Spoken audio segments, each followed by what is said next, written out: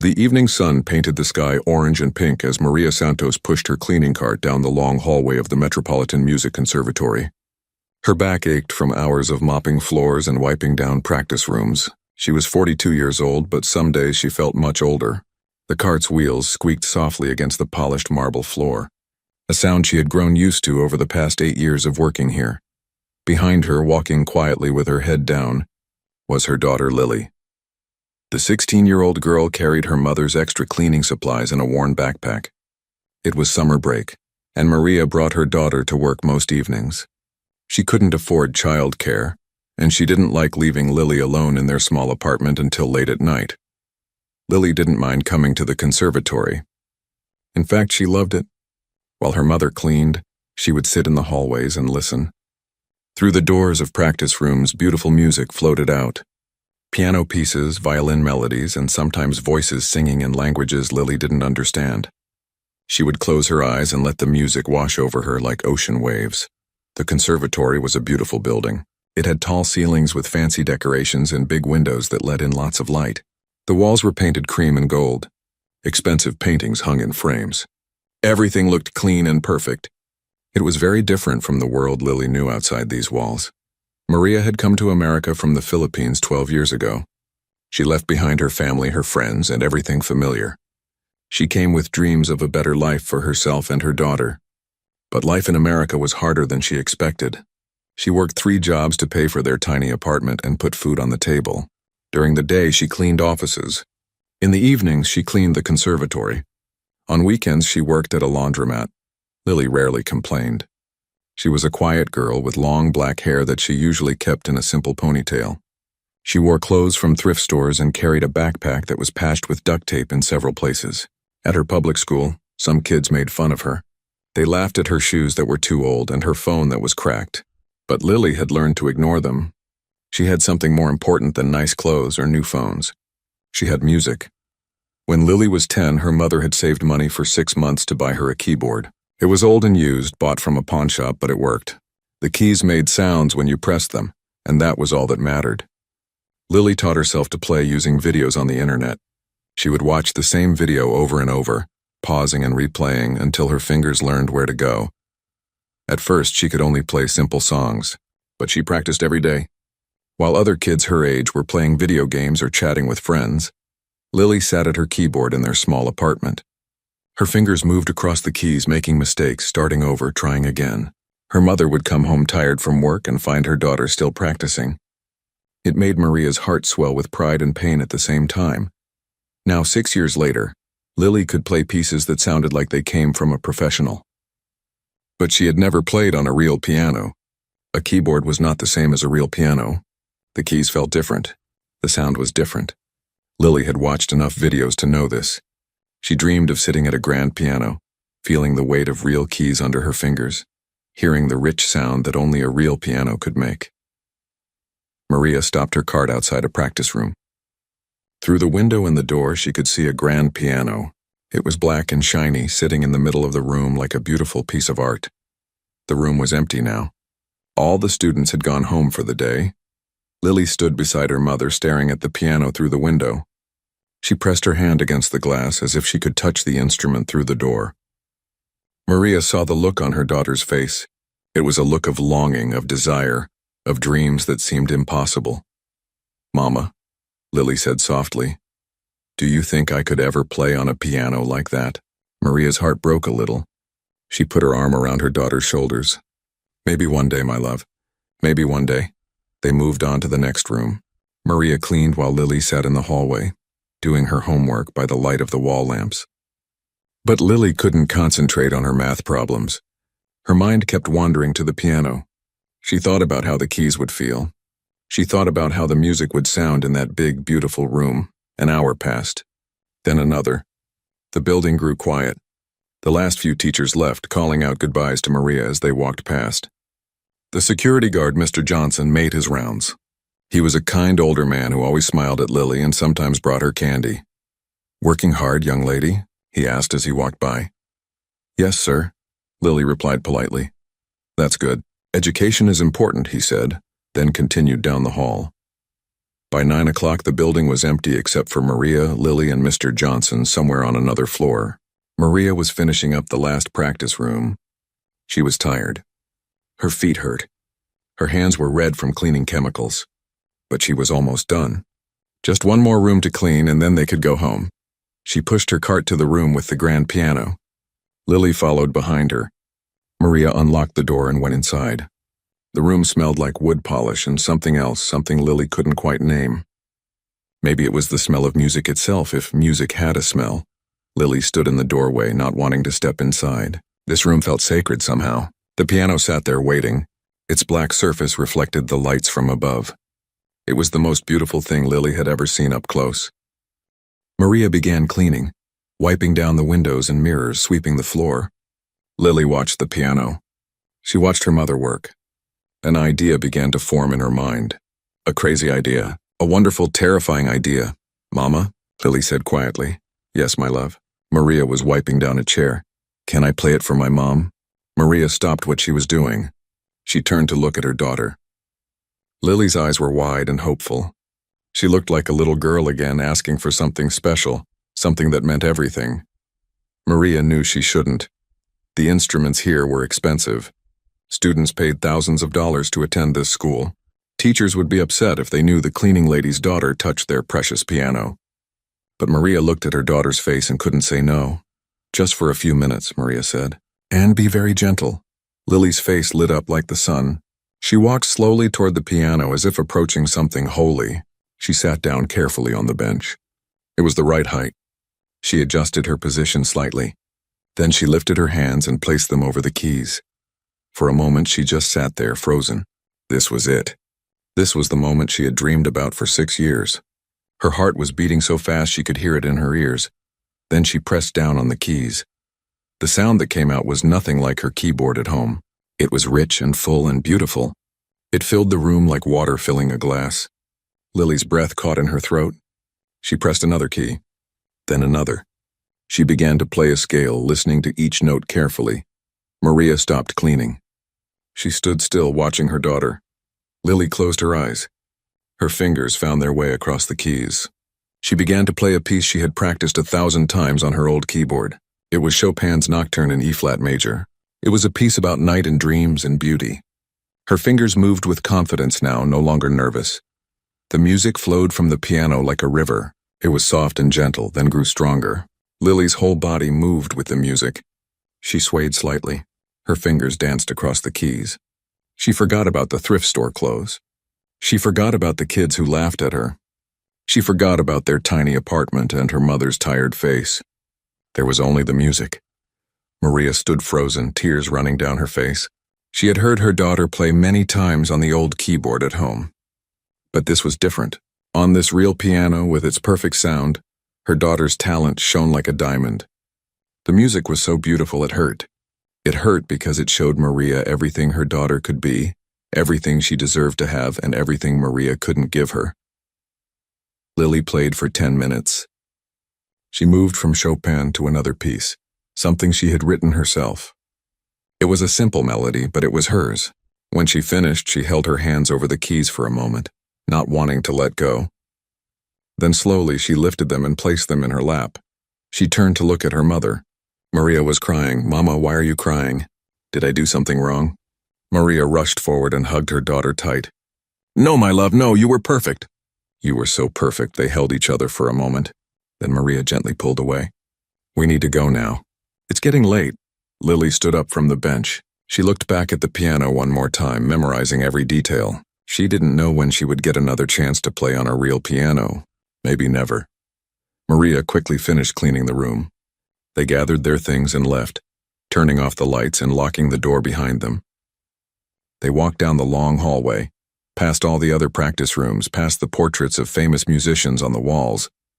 What neither of them knew was that the entire building had security cameras.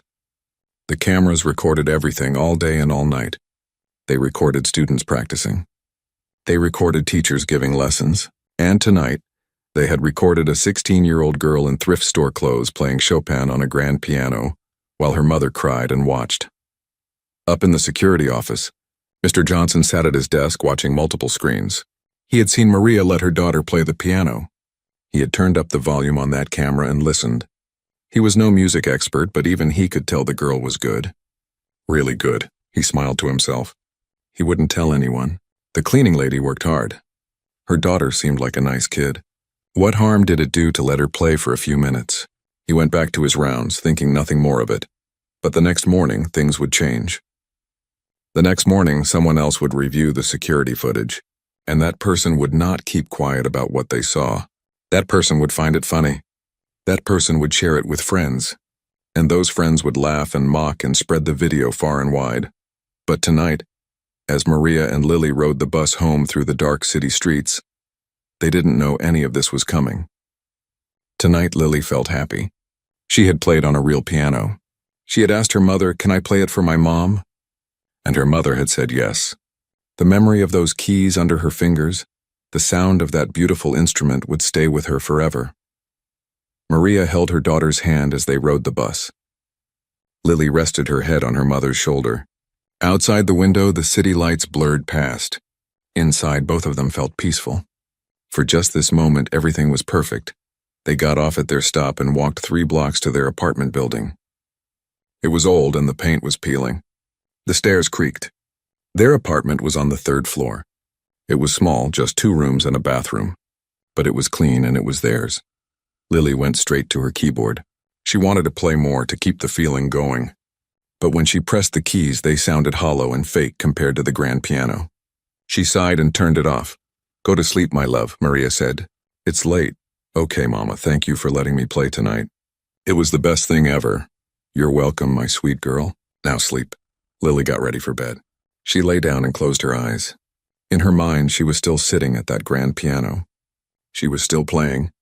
The music was still flowing from her fingers. She fell asleep with a smile on her face. In the other room, Maria sat at their small kitchen table. She looked at the bills that needed to be paid. She looked at her hands rough and red from cleaning.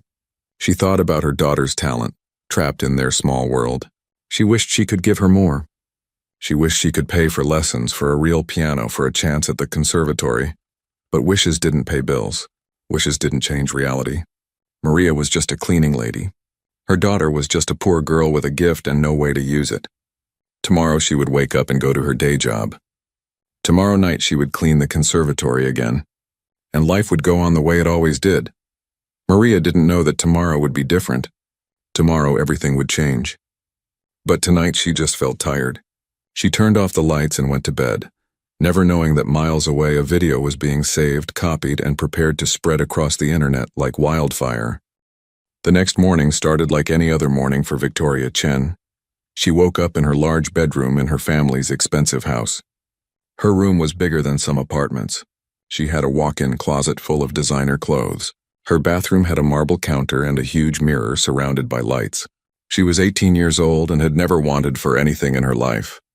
Victoria was a student at the Metropolitan Music Conservatory. She played the violin. She was good but not great. Her parents paid full tuition, which was very expensive. They also donated money to the conservatory every year. Victoria's uncle was on the board of directors. Because of this, Victoria felt like she owned the place. She felt like she was better than everyone else. She got dressed in expensive clothes and checked her appearance in the mirror. Perfect, as always. She grabbed her designer bag and went downstairs. Her mother had already left for her yoga class. Her father was reading the newspaper and drinking coffee.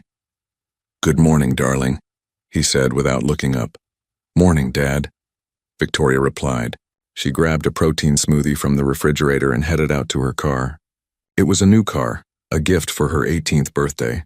She drove to the conservatory, listening to classical music on the expensive sound system. At the conservatory, she met her friends in the common area. There was Brandon, who played the cello, and Chelsea, who studied piano.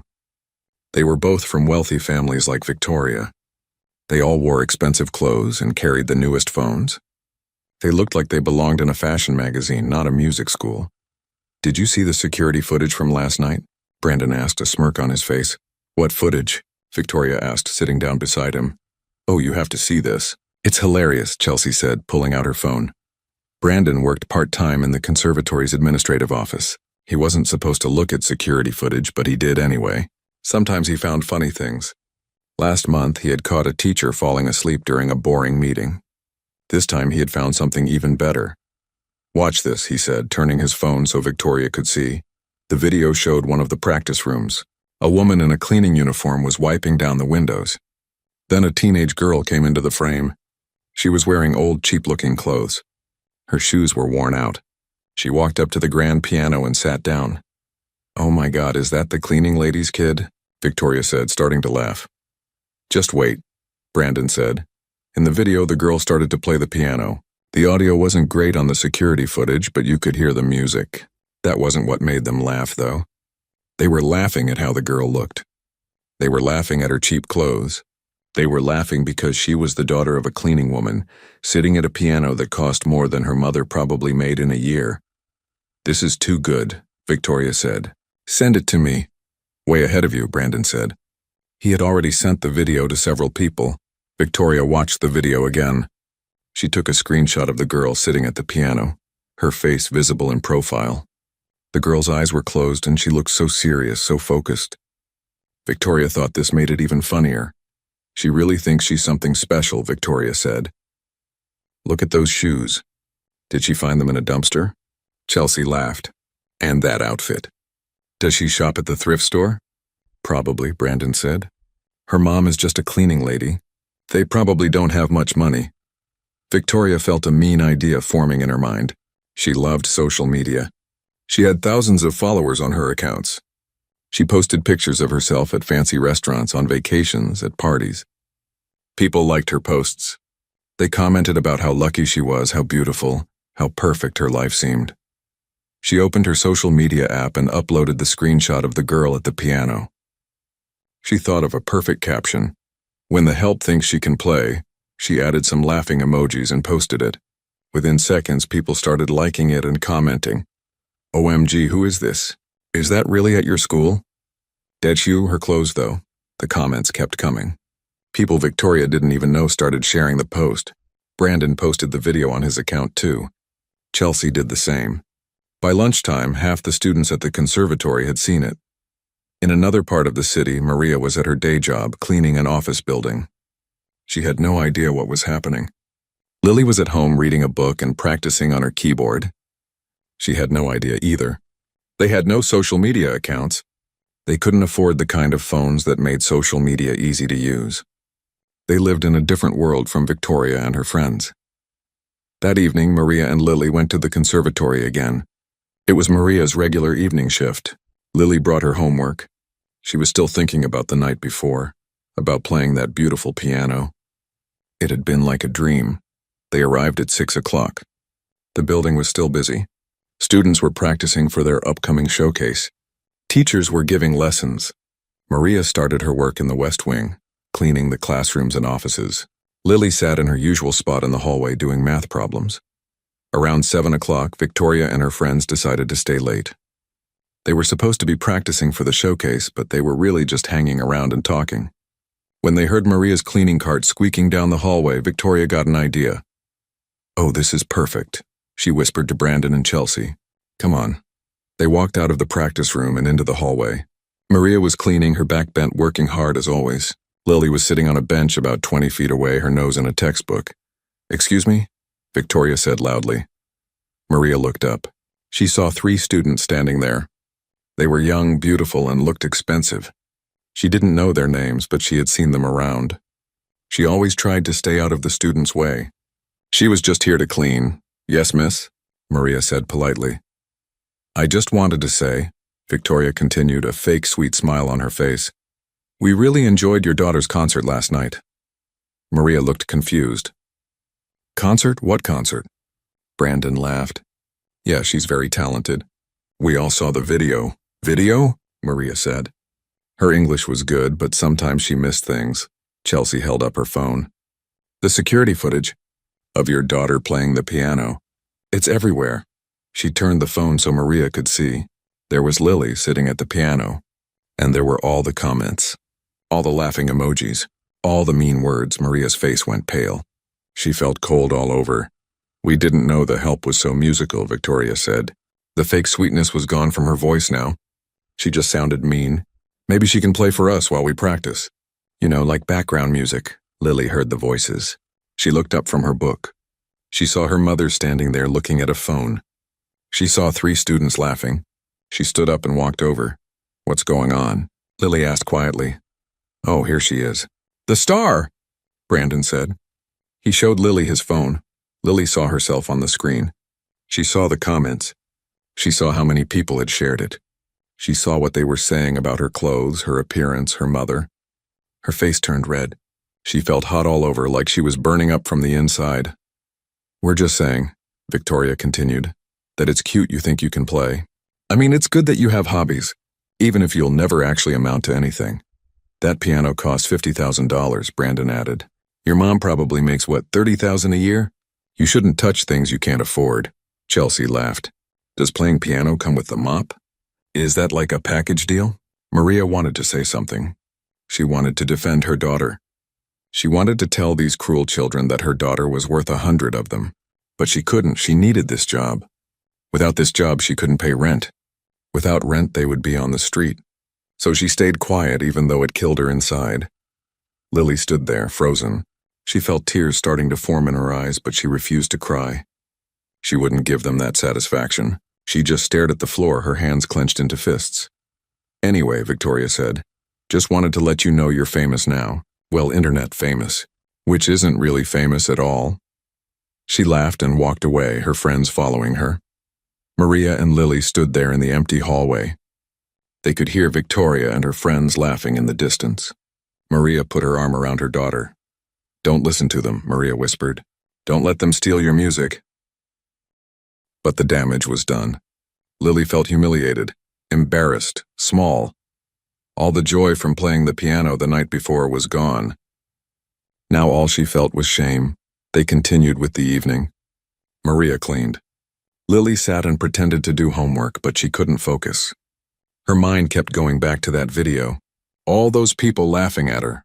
All those comments about how she looked, about her family, about her life. When they got home that night, Lily went straight to her room. She looked at her keyboard sitting in the corner. She used to love that keyboard. It was her most precious possession. But now when she looked at it, she just felt foolish. Who was she kidding? She was just a poor girl with a cheap keyboard. She would never be good enough. She would never belong in a place like the conservatory. She turned away from the keyboard and lay down on her bed. Finally, alone in the dark, she let herself cry. She cried quietly so her mother wouldn't hear. But Maria did hear. In the other room, Maria sat at the kitchen table, her head in her hands. She felt like she had failed her daughter. She had let her play that piano, and this was the result. Her daughter was humiliated on the internet for everyone to see. Over the next few days, the video spread further. It moved beyond just the conservatory. People in the local community saw it. Some people defended Lily. They said the comments were cruel and uncalled for. They said making fun of someone for being poor was wrong. But many more people just laughed and shared it and moved on. To them, it was just another funny video on the internet. They didn't think about the real person behind it. They didn't think about how their laughs and shares might hurt. At the conservatory, some teachers heard about the video. They were disappointed in their students for being so mean. But no one did anything about it. The director heard about it too, but since it happened after hours and didn't involve official conservatory business, he decided not to get involved. Victoria felt proud of herself. Her post had gotten thousands of likes. She gained more followers. People at school high-fived her in the hallways. She felt popular and powerful. She didn't think about Lily at all. To Victoria, Lily wasn't a real person with real feelings. She was just a joke, a funny story to tell. Brandon continued to show the video to anyone who would watch. He thought it was the funniest thing ever. How could someone so poor, so ordinary, think they could play like a real musician? It was ridiculous to him, Chelsea agreed. These people needed to know their place. The conservatory was for people like them, people with money and connections and privilege, not for the children of cleaning ladies. Meanwhile, Lily stopped practicing. Every time she looked at her keyboard, she felt sick. She had loved music more than anything. It was her escape, her joy, her dream, but now it just reminded her of humiliation. She covered the keyboard with a sheet and tried to forget about it. Maria noticed. She saw her daughter's sadness. She saw how Lily no longer played. She heard the silence in their apartment where music used to fill the air. It broke her heart into a million pieces. One night, about a week after the video spread, Maria tried to talk to Lily about it. "My love," she said gently, "I haven't heard you play." "I don't want to play anymore," Lily said. Her voice was flat, empty. "But you love music." "I was stupid to think I could be good at it. I'm not like those kids at the conservatory. I don't belong in that world. You are good at it. You're better than good. It doesn't matter, Mama. I don't have the money for lessons. I don't have the connections. I don't have the right clothes or the right background. I'm just the cleaning lady's daughter. That's all I'll ever be." Maria felt tears sliding down her cheeks. "Don't say that. You can be anything you want to be." "That's not true, Mama. And you know it." Lily went to her room and closed the door. Maria sat alone in the kitchen, feeling helpless. She wished she could protect her daughter from the world. She wished she could give her everything she deserved. But she was just one woman, working 3 jobs, trying her best. The video continued to circulate for another week. Then slowly people forgot about it. The internet moved on to the next thing. New videos, new jokes, new targets. For most people, the video of the cleaning lady's daughter was just a brief moment of entertainment, quickly forgotten. But for Lily, it wasn't forgotten. The shame stayed with her. The embarrassment lived in her chest like a heavy stone. She went through her days quietly, not playing music, not dreaming anymore. She just existed. Maria kept working. She kept cleaning the conservatory. But now when she saw Victoria or Brandon or Chelsea in the hallways, she felt anger burning in her stomach. She wanted to tell them what their cruelty had done. She wanted to make them understand. But she couldn't. So she just cleaned and stayed quiet. What none of them knew was that someone else had seen the video. Someone who understood what they were looking at. Someone who recognized real talent when he heard it. And that person was about to change everything. Professor David Chen was 53 years old. He had been teaching at the conservatory for 20 years. He was a renowned pianist who had performed all over the world. He had played in the greatest concert halls. He had recorded albums. He was respected and admired in the classical music world. He didn't spend much time on social media. He found it mostly silly and distracting. But one evening, another teacher mentioned the video to him. "Have you seen that video going around?" the teacher asked. "The one with the cleaning woman's daughter?" "No," Professor Chen said. "He wasn't interested in gossip. You should watch it. Not for the comments, those are terrible. But the girl can actually play." I was surprised. That evening, Professor Chen searched for the video. He found it easily. It had been shared hundreds of times. He watched it with the sound up, ignoring the caption and the comments. He watched the girl sit down at the piano. He watched her hands move across the keys. He listened carefully to the music. He watched the video again and again. Each time he noticed something new. The girl's technique was impressive for someone self-taught. Her interpretation of Chopin showed real musical understanding. But there was something else, something familiar about her playing style. Professor Chen sat back in his chair thinking. He had seen many students over the years. Some were technically perfect but emotionally empty. Others had passion but lacked skill. Rarely did he see someone who had both. This girl, this cleaning lady's daughter, had both. He noticed how she closed her eyes during certain emotional passages. He noticed the slight sway of her body. He noticed a particular way she phrased certain measures. It reminded him of something, but he couldn't quite place it. Then it hit him. He jumped up and went to his computer. He opened a website he visited frequently, a video platform where people shared music performances. There was an account he followed called Moonlight Pianist. This anonymous performer had been posting piano videos for about 2 years. The videos only showed the person's hands, never their face. The playing was extraordinary, so good that several professional musicians had commented and shared the videos.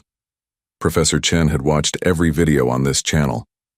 He even used some of them as examples in his classes, showing his students how to properly interpret certain pieces.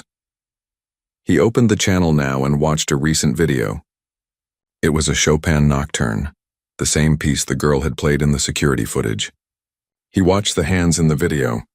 Then he pulled up the security footage again and watched it side by side. The technique was the same. The interpretation was the same.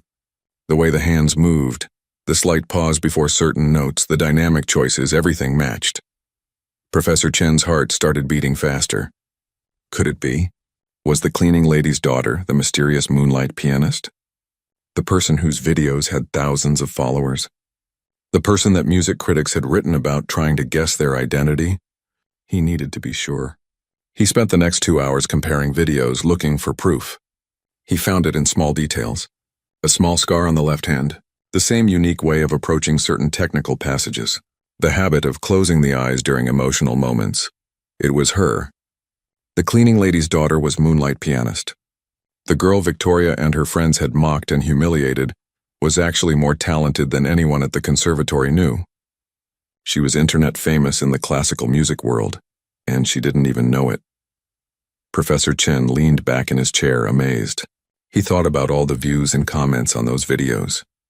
He thought about the articles music magazines had written, wondering about the identity of this mysterious pianist. And he thought about the cruelty of Victoria and her friends, mocking someone whose talent they couldn't begin to understand. He made a decision. He was going to do something about this. He was going to help this girl. She deserved better than to be humiliated and forgotten.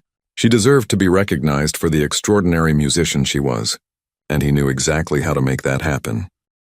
Professor David Chen arrived at the conservatory early the next morning. He had barely slept. All night his mind had been racing with thoughts of the girl and her music. He had spent hours watching her videos online, comparing them to the security footage, and becoming more certain with each viewing. The moonlight pianist had been a mystery in the classical music world for 2 years. Music bloggers wrote articles trying to guess who the pianist was. Some thought it was a professional musician hiding their identity. Others guessed it was a student at a prestigious music school. No one had guessed it was a 16-year-old girl who taught herself to play on a used keyboard in a tiny apartment. Professor Chen had his own account on the video platform. He often left comments on Moonlight Pianist's videos, praising the technique and interpretation. He had recommended the channel to all his students. Now, knowing who was behind those videos, he felt amazed and also angry. Angry that such talent was being wasted, hidden, mocked. He needed to find out more about the girl and her mother.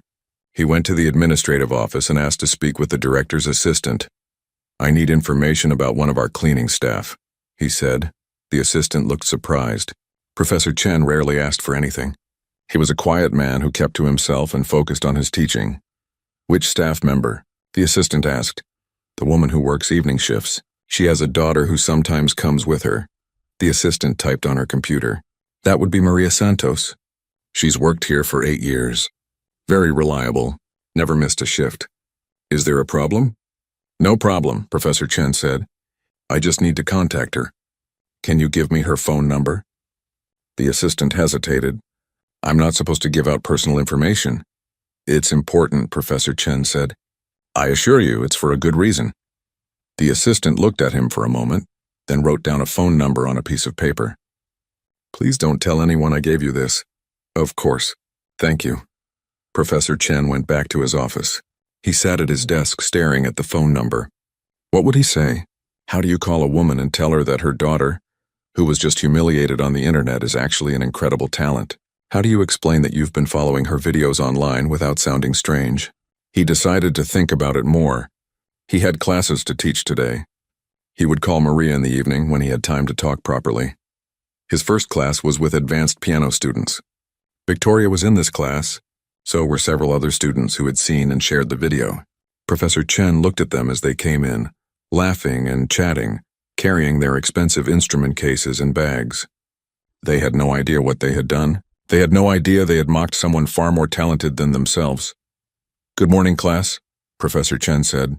"Today we're going to discuss interpretation and emotion in piano performance." He turned on the projector and pulled up a video.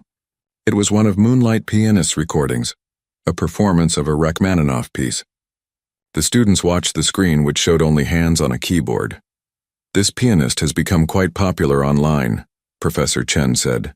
"Listen carefully to the dynamics, the phrasing, the emotional depth." The music filled the room. It was beautiful, powerful, moving. The students watched in silence. When it ended, several of them started clapping. "That was amazing," one student said. "Who is it?" "The pianist's identity is unknown," Professor Chen said. "They post videos anonymously, but notice the technique. Notice how every note has purpose and meaning. This is what I want from all of you. Victoria raised her hand. Professor Chen, do you think technique matters more than natural talent? It was a loaded question. Victoria knew she had good technique because she had expensive teachers. But she lacked the natural gift that some people had. Both matter, Professor Chen said. But I've learned something in my many years of teaching. Technique can be taught. Passion cannot. You either feel the music in your soul or you don't. He looked directly at Victoria, and sometimes the most talented musicians come from the most unexpected places. Sometimes they don't have fancy teachers or expensive instruments. Sometimes they just have a gift and a determination to develop it, no matter the obstacles. Victoria shifted uncomfortably in her seat. She had a feeling Professor Chen was talking about something specific, but she wasn't sure what. The class continued. Professor Chen taught them about phrasing and dynamics. He showed them videos of great pianists. He talked about the difference between playing notes correctly and making music that touches people's hearts. When the class ended, the students filed out. Victoria stayed behind. Professor Chen, she said, I wanted to ask your opinion about something. Yes? Have you seen that video going around? The one with the cleaning woman's daughter playing piano? Professor Chen's face remained calm, but inside he felt his anger rising. I have seen it. It's kind of funny, right? I mean, she thinks she can really play. And what makes you think she can't really play? Professor Chen asked quietly. Victoria laughed. Well, look at her. She's nobody. She doesn't even go to a proper music school. Victoria, Professor Chen said, his voice still quiet but with an edge to it. Some of the greatest musicians in history came from poverty. They came from nothing. What matters is not where you start, but what you do with your gift. I guess, Victoria said. She could tell Professor Chen was not pleased with her. I just thought it was funny. That's all. Cruelty is never funny, Professor Chen said. You may go now. Victoria left feeling confused and a bit ashamed, though she wouldn't admit it to herself. Professor Chen sat in his empty classroom for a long time, thinking. He had taught many students over the years. Some became professional musicians. Many did not. But he had never encountered a situation quite like this. A hidden genius mocked by those less talented, trapped by circumstances beyond her control. That evening, when his last class finished, he went back to his office. It was 7 o'clock. Maria would be at work now, cleaning. He picked up his phone and dialed the number the assistant had given him. The phone rang several times. He was about to hang up when someone answered. Hello? It was a woman's voice, cautious. Hello, is this Maria Santos? Yes, who is this? My name is David Chen. I'm a professor at the Metropolitan Music Conservatory. There was a pause. Did I do something wrong? Is it about my daughter? I'm so sorry about— No, Professor Chen said quickly. You're not in trouble. Neither is your daughter. I'm calling because I saw the video and I need to talk to you about Lily. Another pause. How do you know her name? I asked the office. Please, Ms. Santos, this is important. I believe your daughter has an extraordinary gift. I'd like to meet with both of you to discuss her future. I don't understand, Maria said. What do you mean? I'd rather explain in person. Can we meet? Maybe tomorrow morning? I can come to you, wherever is convenient. Maria was silent for a moment. She was confused and worried. Why would a professor want to meet with them? I work during the day, she said. I clean offices from 7 until 2. What about 2:30? Can you meet me somewhere? There's a coffee shop near my work. Angelo's Coffee. Do you know it? I'll find it, Professor Chen said. 2:30 tomorrow. I'll be there. Okay, Maria said slowly. But can you tell me what this is about? Tomorrow, Professor Chen said. I promise, Ms. Santos, this is good news. Please bring Lily if you can. After he hung up, Maria stood in the hallway of the conservatory holding her phone. Her mind was racing. What could a professor want with them? Was this about the video? Was Lily in more trouble? She found her daughter sitting on a bench reading a book. Lily looked up as her mother approached. Who was that? Lily asked. A professor from here. He wants to meet with us tomorrow. Lily's face went pale. Why, what did I do? He said it's good news. He said you have an extraordinary gift. That doesn't make sense, Lily said.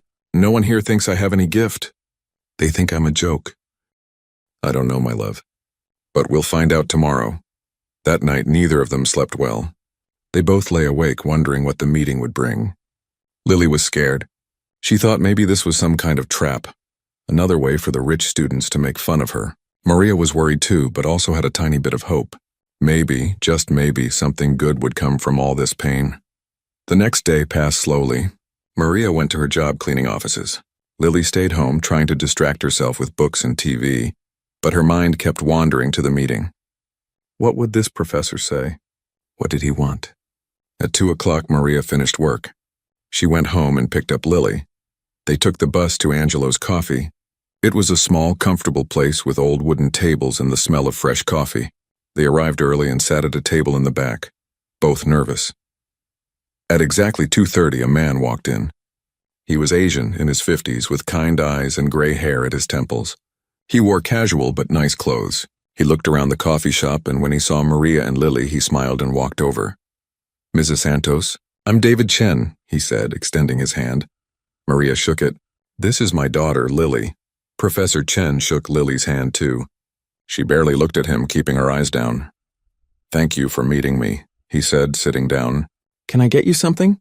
"Coffee? Tea?" "No, thank you," Maria said. "Please, just tell us why we're here." Professor Chen nodded. He understood they were anxious.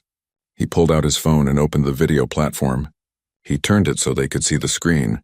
"Have you heard of Moonlight Pianist?" he asked. Both Maria and Lily looked confused. "No," Maria said. Professor Chen was surprised. "You don't know? Lily, you don't know about your own videos?" Lily's eyes went wide. "What? How do you know about—" She stopped, her face turning red. "Know about what?" Maria asked, looking at her daughter. Lily looked down at the table. I've been posting videos online. For about 2 years. I didn't tell you because I didn't think it mattered. I didn't think anyone really watched them." Professor Chen smiled gently. "Lily, you have over 400,000 followers. Your videos have millions of views. Classical music critics have written articles about you. Professional musicians comment on your videos. You're well known in the music world." Lily's mouth fell open. She looked at him like he was speaking another language. "That's impossible," she whispered. "It's not," Professor Chen said. He showed them the channel, scrolling through videos. Each one had thousands of views, hundreds of comments. "You're Moonlight Pianist. People have been trying to figure out who you are for 2 years." Maria stared at the screen, tears forming in her eyes. Her daughter, her quiet, humble daughter, was famous on the internet and didn't even know it. "But why?" Lily asked. "I just post videos of me practicing. I never thought anyone would care." "People care because you're talented," Professor Chen said. "Extraordinarily talented. When I saw the security footage of you playing at the conservatory, I recognized your style. I've watched all your videos. I use them in my classes." "You use my videos?" Lily could hardly believe it. "Yes, you have a gift, Lily, a rare, beautiful gift. And it's being wasted." "I don't understand what you want from us," Maria said. She was still cautious, still protecting her daughter. Professor Chen leaned forward. "I want to help. The conservatory has scholarships for talented students who can't afford tuition. I want to recommend Lily for a full scholarship. I want to give her proper training, access to real pianos, the chance to develop her gift." Maria and Lily looked at each other. This didn't seem real. Things like this didn't happen to people like them. "Why would you do this?" Maria asked. "Because it's the right thing to do," Professor Chen said simply. "Because talent like Lily's is rare and shouldn't be wasted. Because those students who mocked her were wrong and I want to prove it." "But everyone saw that video," Lily said quietly. "Everyone knows who I am. They'll make fun of me even more if I go there." "No," Professor Chen said firmly. "They won't? Not when they know who you really are." "Lily, I have an idea. The conservatory has its annual showcase concert in 2 weeks. It's a big event. Parents come. Donors come. Local music critics come. I want you to perform." "What?" Lily looked terrified. "I can't perform in front of all those people." "You can," Professor Chen said. "And here's the best part. I'll announce you as Moonlight Pianist. I'll reveal your identity for the first time. Everyone who mocked you, everyone who shared that video and laughed, they'll all be there. And they'll hear you play. Really play." Maria took her daughter's hand. "You don't have to do this, my love." "If you don't want to, I want to," Lily interrupted. She looked up, meeting Professor Chen's eyes for the first time. There was something new in her expression. Determination. I want to do it. Are you sure? Maria asked. Yes, Lily said. I'm tired of being ashamed. I'm tired of hiding. If Professor Chen thinks I'm good enough, then maybe I am. Maybe I've always been good enough and I just didn't know it. Professor Chen smiled. You're more than good enough, Lily. You're exceptional. But I won't lie to you. The next 2 weeks will be hard. We'll need to practice every day. I'll need to train you, refine your technique, prepare you for performing in front of a live audience. It's very different from recording videos. I can do it, Lily said. The fear was still there, but so was hope. For the first time since the humiliation, she felt like maybe there was a reason to hope. There's one more thing, Professor Chen said. We should keep this quiet. Don't tell anyone about the plan. Let it be a surprise. On the night of the showcase, no one will know what's coming. What about my work? Maria asked. I still have to clean the conservatory in the evenings. Bring Lily with you like you always do, Professor Chen said. But instead of sitting in the hallway, she'll practice with me. We'll use one of the practice rooms in the East Wing. No one goes there in the evenings. They talked for another hour, working out the details. Professor Chen would meet them at the conservatory every evening at 7. They would practice until Maria's shift ended at 10. He would teach Lily proper technique, help her choose the perfect piece for the showcase, and prepare her for performing live. When they finally left the coffee shop, Maria and Lily walked to the bus stop in silence. The sun was setting, painting the sky pink and orange. Lily looked up at her mother. Mama, do you think this is real? Do you think I can really do this? Maria put her arm around her daughter. My love, I have always known you could do anything. I'm just glad someone else finally sees it too. That night, Lily uncovered her keyboard. She sat down and began to play. The music that came out was different than before. It was still beautiful, but now there was something else in it. Confidence, hope, the belief that maybe, just maybe, dreams could come true even for people like her. In his apartment across town, Professor Chen sat at his own piano. He played a few scales, thinking about the next 2 weeks. He had trained many students, but this felt different. This felt important. He was going to help a young girl show the world her gift. He was going to prove that talent and worth had nothing to do with money or status. And in her expensive house, Victoria was getting ready for bed, having no idea that her world was about to be turned upside down. She didn't know that the girl she had mocked was about to become the star of the showcase.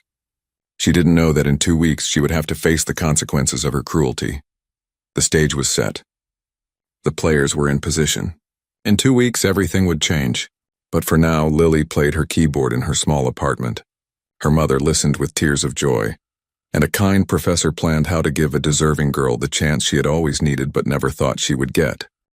The first practice session began the very next evening. Maria and Lily arrived at the conservatory at 7 o'clock, just like always. Maria pushed her cleaning cart and Lily walked beside her. But tonight was different. Tonight, instead of sitting in the hallway with her homework, Lily would be training with a world-famous pianist.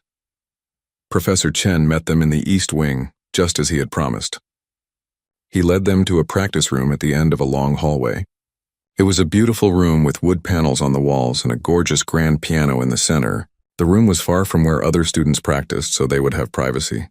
This will be our space for the next 2 weeks, Professor Chen said. No one comes here in the evenings. We can work without interruption. Lily walked slowly to the piano. Her hands were shaking. She had played on a grand piano only once before. That night that started all the trouble.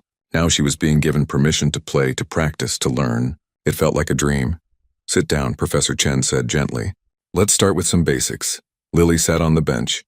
Professor Chen pulled up a chair beside her. For the first hour, he watched her play scales and simple exercises. He studied her hand position, her posture, her technique. He was amazed at what she had taught herself. She had developed some bad habits, which was expected without proper instruction. But her natural talent was undeniable. You have incredible intuition, he told her. Most students I teach have perfect technique but no soul. You have soul and technique. We just need to polish the technique a bit more. He showed her how to adjust her hand position slightly, how to use her arm weight more efficiently, how to achieve better control over dynamics. Lily absorbed everything like a sponge. She had been waiting her whole life for someone to teach her properly. Down the hall, Maria cleaned the offices and classrooms. But every few minutes she would stop and listen.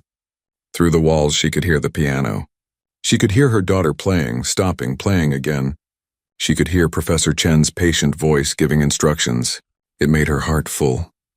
They practiced for 3 hours that first night. When they finished, Lily's hands were tired, but she felt happy. Real training from a real teacher. She could hardly believe it. "Tomorrow we'll work on your showcase piece," Professor Chen said.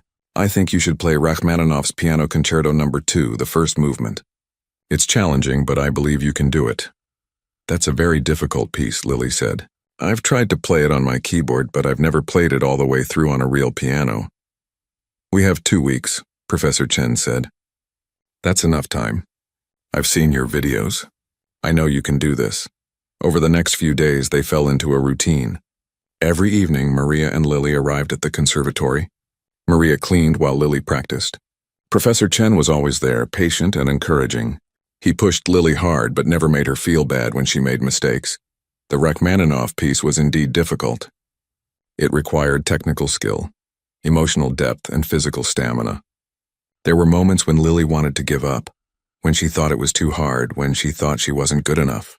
But Professor Chen never let her quit. "You are good enough," he would say. "You just need to believe it." On the third night, Professor Chen brought something for Lily. It was a dress. Not a fancy, expensive dress, but a simple, elegant black dress appropriate for a concert performance. "You'll need something to wear for the showcase," he said. Handing her a bag, Lily opened it and saw the dress. Tears filled her eyes. "Professor Chen, I can't accept this." "Yes, you can," he said firmly. "Every performer needs the right outfit. This is part of your training." Maria watched this exchange with emotion. This man, this stranger, was showing her daughter more kindness than anyone else ever had. He believed in Lily when no one else did. He was giving her a chance when the world had told her she would never have one. "Thank you," Maria said quietly. "Thank you for everything," Professor Chen smiled. "Don't thank me yet. Wait until after the showcase." By the end of the first week, Lily could play the Rachmaninoff piece all the way through. It wasn't perfect yet, but it was good. Very good. Professor Chen was impressed with her progress. She learned faster than any student he had ever taught. "You have the advantage of passion," he told her. "You love this music. It's not just notes on a page to you. It's everything. That makes all the difference." During the days, Lily practiced at home on her keyboard. She played the piece over and over until her mother had to tell her to take breaks. At night, she dreamed about the showcase. Sometimes the dreams were good, where she played perfectly and everyone applauded. Sometimes they were nightmares where she messed up and everyone laughed. At the conservatory, life went on as usual. Victoria and her friends attended classes and practiced for the showcase. They would all be performing too. Victoria was playing a Mozart violin concerto. Brandon was playing a Dvorak cello piece. Chelsea was playing a Beethoven piano sonata. They were confident and relaxed. They had performed many times before. None of them knew what Professor Chen was planning. He had told no one about Lily. The showcase program had been printed weeks ago, but Professor Chen had arranged with the director to add a special surprise performance. The director agreed, trusting Professor Chen's judgment. On one of those evenings, while Lily was practicing, Victoria happened to walk past the East Wing. She was leaving late after a practice session. She heard piano music coming from one of the rooms. Beautiful piano music. She stopped to listen for a moment, wondering which student was practicing so late. She almost opened the door to look, but then her phone buzzed with a text from a friend. She walked away, never knowing how close she came to discovering the secret. In the practice room, Lily played on, unaware. She was working on a particularly difficult passage, her fingers flying across the keys. Professor Chen sat beside her, nodding with approval. "Better," he said. "Much better, again." As the second week began, Lily's playing transformed. She wasn't just playing the notes anymore. She was living the music. Every phrase had meaning. Every dynamic change told a story. Professor Chen could see the artist emerging from the scared girl.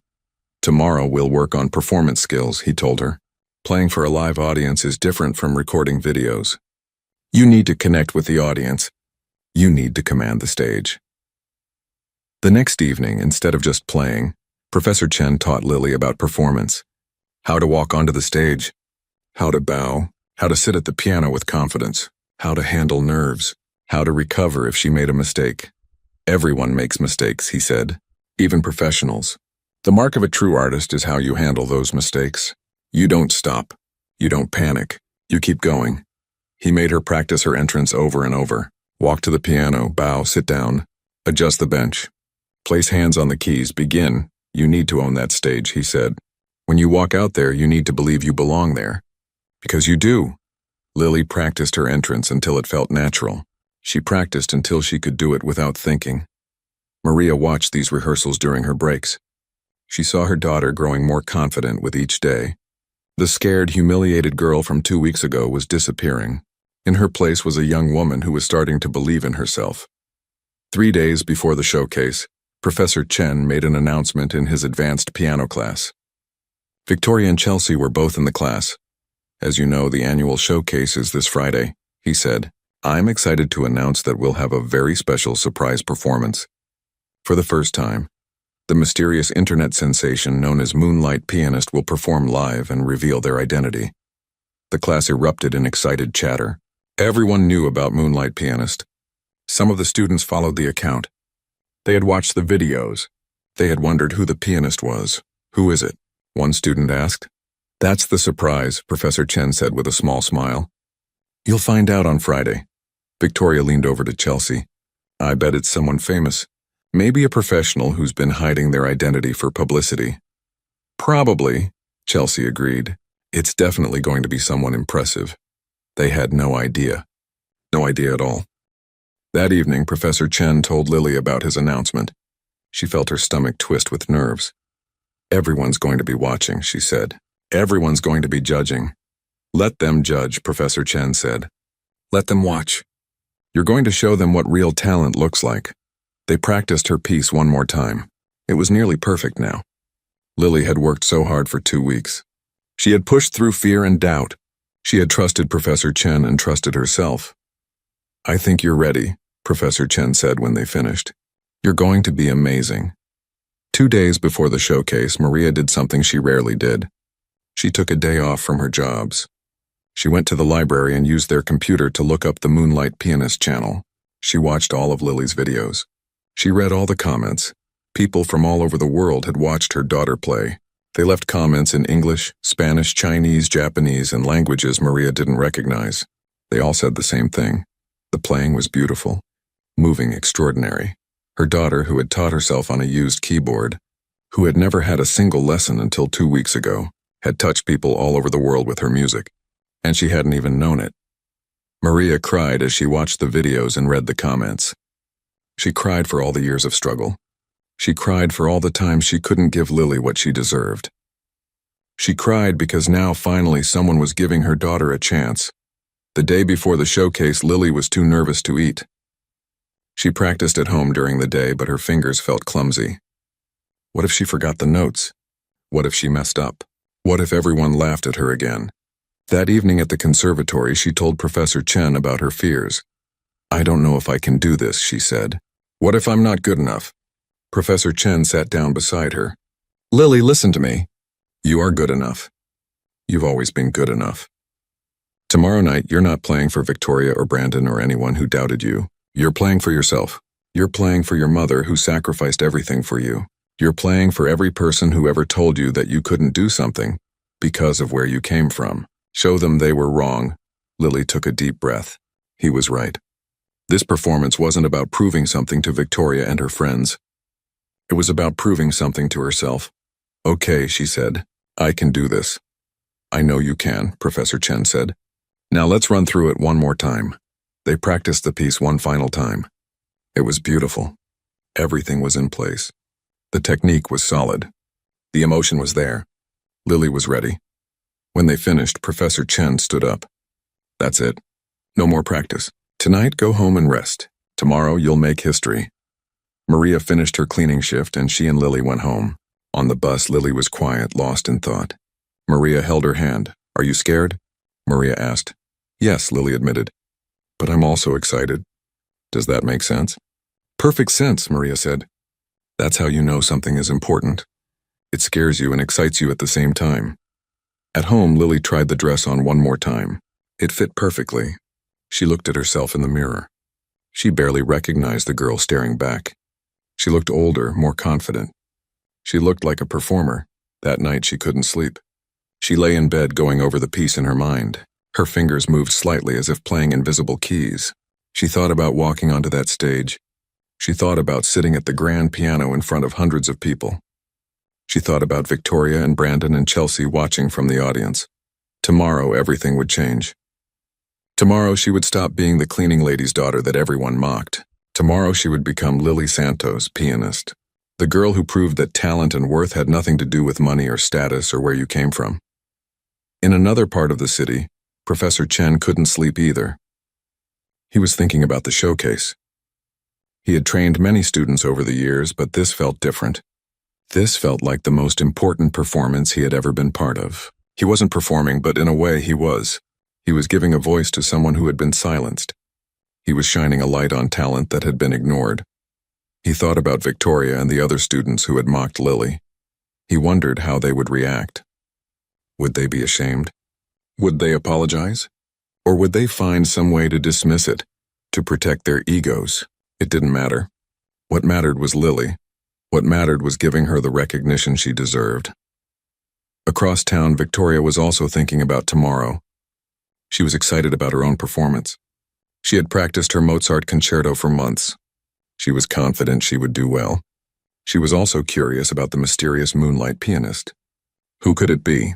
Someone famous, probably. Someone impressive. She went to bed thinking about her performance, about the applause she would receive, about how her parents would be proud. She had no idea that tomorrow would not go the way she expected. She had no idea that the girl she had humiliated would be the star of the show.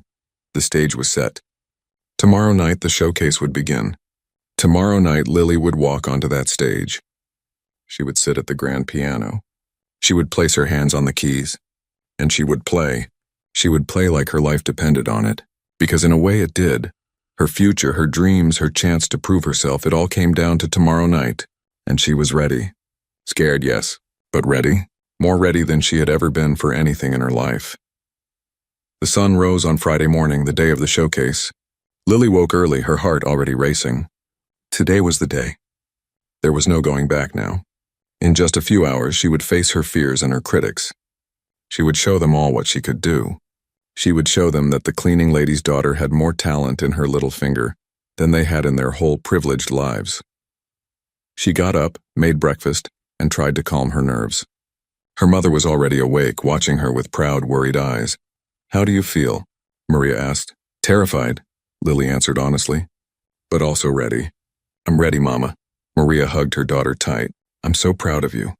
No matter what happens tonight, I want you to know that. I'm so proud of who you are. Thank you, Mama, for everything.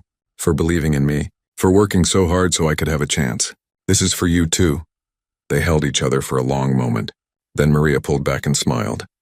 "Tonight you show them. You show them all." Lily smiled back. "Tonight I show them all." The day passed slowly. Every minute felt like an hour. But finally the sun began to set. It was time. Time to get ready. Time to go to the conservatory. Time to face her destiny. Lily put on the black dress.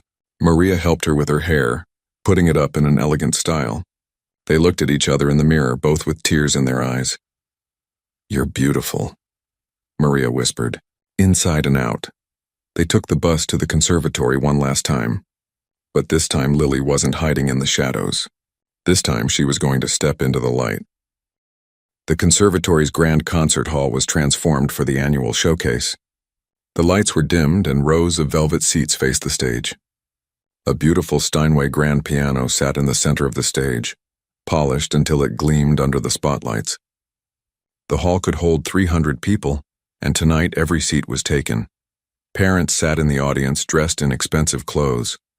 Donors who supported the conservatory were there, hoping to see talent worth their investment. Local music critics sat with notebooks ready to review the performances. Students who weren't performing sat in the balcony, excited to watch their classmates. Victoria sat in the third row with her parents. Her mother wore diamonds and her father wore an expensive suit. They came to these events every year, proud to watch their daughter perform. Victoria was nervous about her own performance, but mostly she was excited. She loved being on stage, loved the applause, loved the attention. Brandon sat with his family a few rows back. Chelsea was with her parents on the other side of the hall. All the students who had shared and laughed at the video of Lily were in the audience. They had no idea what was about to happen. Backstage in a small dressing room, Lily sat in her black dress, her hands clasped tightly in her lap. She could hear the audience gathering, their voices filling the hall. Her heart was beating so fast she thought it might burst out of her chest. Maria stood beside her, still wearing her cleaning uniform. She had come straight from work. She couldn't afford fancy clothes, but that didn't matter. She was there to support her daughter, and that was all that counted. Professor Chen knocked on the door and entered. He looked at Lily with kind, encouraging eyes. "How are you feeling?" he asked. "Like I might throw up," Lily admitted. He smiled. "That's normal. Every performer feels nervous before going on stage. The secret is to use that nervous energy to fuel your performance. Let it make you sharp, focused, present." "What if I mess up?" Lily asked. "Then you keep going," Professor Chen said. "But you won't mess up. I've heard you play this piece 100 times. You know it. Trust yourself." There was a knock on the door. A stage manager poked his head in. "5 minutes, Professor Chen." "Thank you," Professor Chen said. He turned back to Lily. "It's time. Are you ready?" Lily took a deep breath. She looked at her mother. Maria had tears in her eyes, but she was smiling. "Go," Maria said. "Go show them what you can do." Lily stood up. Her legs felt shaky, but she forced herself to walk steadily. Professor Chen led her through the backstage hallways toward the wings of the stage. They could hear the audience settling down, the last conversations fading to whispers. The conservatory's director stepped onto the stage. He was a tall man with white hair and a formal manner. The audience applauded politely as he walked to the microphone. "Good evening, ladies and gentlemen," he said. "Welcome to the Metropolitan Music Conservatory's annual showcase. We have a wonderful program for you tonight, featuring our most talented students." He went on to talk about the conservatory, about the importance of music education, about the generous donors. Lily barely heard him. She stood in the wings, hidden from the audience, trying to calm her breathing. The first performance began. A violinist played a Bach partita. Lily listened, trying to focus on the music instead of her nerves. The violinist was good, technical, and precise. The audience applauded when she finished. Then a flutist performed. Then a cellist. Each performance was met with polite applause. The students were talented, well-trained. But there was something missing. They played the notes correctly, but the music felt cold, technical. There was no soul in it. Victoria's turn came. She walked onto the stage confidently, her violin in hand. She looked beautiful in her expensive dress, her hair perfect. She bowed to the audience, and they applauded. She began to play her Mozart concerto. She played well. Her technique was solid, her intonation accurate. But the performance felt empty. It was correct, but it wasn't moving. When she finished, the audience applauded enthusiastically. Her parents beamed with pride. Victoria bowed and walked off stage, satisfied with her performance. Several more students performed. The program moved along smoothly. The audience was having a nice evening, but nothing had been exceptional. Nothing had been memorable. Then Professor Chen walked onto the stage. The audience straightened up with interest. Professor Chen was famous. He rarely performed anymore, preferring to teach.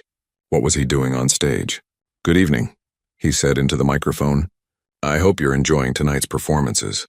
Our students have worked very hard, and they've all done wonderfully." The audience applauded. "However," Professor Chen continued, "we have a special surprise for you tonight. A performance that is not in your program. Some of you may be familiar with an online phenomenon known as Moonlight Pianist." A buzz went through the audience. People leaned forward with interest. In the third row, Victoria whispered to her mother, "I wonder who it is." For 2 years, Professor Chen continued, this mysterious pianist has been posting videos online. The performances have gained millions of views. Music critics have praised the technical skill and emotional depth. Professional musicians have wondered about the identity of this talented performer. He paused, letting the anticipation build. Tonight, for the first time, Moonlight Pianist will perform live and reveal their identity. The audience erupted in excited chatter. Everyone was talking at once. Who could it be? Was it someone famous? A professional musician? "Before I bring out our performer," Professor Chen said, I want to tell you a story. A few weeks ago, a video went viral on social media. It showed a young girl playing piano. Many people shared this video. Many people mocked this girl. They laughed at her clothes, her appearance, her background. They judged her without knowing anything about her. The audience grew quiet. Some people shifted uncomfortably in their seats. Victoria felt her stomach drop. Was he talking about? That girl, Professor Chen continued, is one of the most naturally talented musicians I have ever encountered in my 30 years of teaching. She taught herself to play on a used keyboard. She has never had formal lessons until 2 weeks ago, and yet, her playing has touched the hearts of hundreds of thousands of people around the world. In the backstage wings, Lily was trembling. This was it. This was really happening. That girl, Professor Chen said, is Moonlight Pianist. Ladies and gentlemen, I am honored to introduce Miss Lily Santos. He turned toward the wings and extended his hand, inviting her to come out. For a moment, Lily couldn't move. Her feet felt frozen to the floor. She could hear the shocked murmurs from the audience. She could imagine Victoria's face, Brandon's face, Chelsea's face. They would all be staring in disbelief. Then she thought of her mother. Maria was out there somewhere, watching, believing in her. She thought of Professor Chen, who had given her this chance. She thought of all those people around the world who had watched her videos and left kind comments. She thought of herself. That little girl who had begged her mother for a keyboard, who had practiced for hours every day, who had dared to dream. She took a breath and stepped onto the stage. The lights were bright, almost blinding. The audience was a dark mass of faces. She walked slowly to the piano just as Professor Chen had taught her. Walk, don't rush, own the stage. You belong here. She reached the piano and turned to bow to the audience. The movement felt automatic, practiced. When she straightened up, she saw faces she recognized. There in the third row was Victoria, her mouth hanging open in shock. Behind her, Brandon looked stunned. Chelsea's face was pale, but Lily didn't look at them. She looked past them to the back of the hall. There, standing by the wall in her cleaning uniform, was her mother. Maria was crying, her hand over her mouth. When their eyes met, Maria nodded. You can do this. Lily sat down at the piano. She adjusted the bench slightly. She placed her hands over the keys. The hall was completely silent. 300 people waited. She closed her eyes for just a moment, centering herself. Then she opened them and began to play. The first notes of Rachmaninoff's Piano Concerto No. 2 filled the hall. Soft, gentle, like a whisper. Then the melody began to build. Lily's fingers moved across the keys with confidence. She had practiced this piece so many times it was part of her now. But this was different from practicing. This was live. This was real. Every note mattered. She poured everything into the music. All the years of struggle. All the times she had been laughed at. All the nights her mother had come home exhausted. All the dreams she had been told were impossible. It all went into the music. The piece grew more intense. Her fingers flew across the keys in the difficult passages. The technical sections that had taken her days to master flowed perfectly. But it wasn't just technique. It was emotion. It was her heart and soul coming out through her fingers. In the audience, people sat transfixed. Some had tears running down their faces. The music was so beautiful, so powerful. It filled the hall like a physical presence. It wrapped around everyone, touching something deep inside them. Victoria sat frozen in her seat. This couldn't be happening. The cleaning lady's daughter, the girl she had mocked, the girl whose video she had shared and laughed at, was playing like a master, better than Victoria had ever played. She was crying now, really crying. Not delicate tears, but big, ugly sobs. Lily was quiet for a moment. Then she said, "Thank you for apologizing. That means something. I forgive you." Victoria looked up, surprised. "You do?" "Yes," Lily said. "I don't want to hold on to anger. I just want to play music. That's all I've ever wanted." Victoria nodded. She turned to leave, then stopped. "For what it's worth, that was the most beautiful thing I've ever heard. You're amazing." After Victoria left, more people came. Brandon came and apologized, his face full of shame. Chelsea came and apologized, crying. Even some students who had just laughed at the video and shared it came to say sorry. Lily accepted all the apologies with grace. She wasn't interested in making anyone feel worse. She had won, not by being cruel in return, but by showing them who she really was. A woman in a business suit approached. "Miss Santos, I'm from Steinway Records. We'd love to discuss a recording contract with you. A man with a notebook spoke up. I'm from the Classical Music Journal. Can I schedule an interview? The conservatory director pushed through the crowd. Miss Santos, I want to personally offer you a full scholarship to attend our conservatory. Room, board, everything covered. We would be honored to have you. Professor Chen put a protective hand on Lily's shoulder. Everyone, please. Give her some space. She's had a big night. Anyone who wants to contact Lily can go through me for now. He gave Lily and Maria his contact information. We'll figure all this out. But not tonight. Tonight you just celebrate. The crowd slowly dispersed. The hall emptied. Soon it was just Lily, Maria, and Professor Chen standing in the quiet backstage area. What happens now? Lily asked. She felt overwhelmed, like she was in a dream. Now, Professor Chen said, you become a student here. You train properly. You develop your gift. You have opportunities you never had before. Your life changes. But the important thing is, you'll still be you. Don't let success change who you are. I won't, Lily promised. They walked out of the conservatory together. It was late, almost midnight. The city was quiet. Maria still wore her cleaning uniform. Lily still wore the black dress. Professor Chen walked them to the bus stop. Thank you, Maria said to him. Thank you for seeing what no one else saw. Thank you for giving my daughter a chance.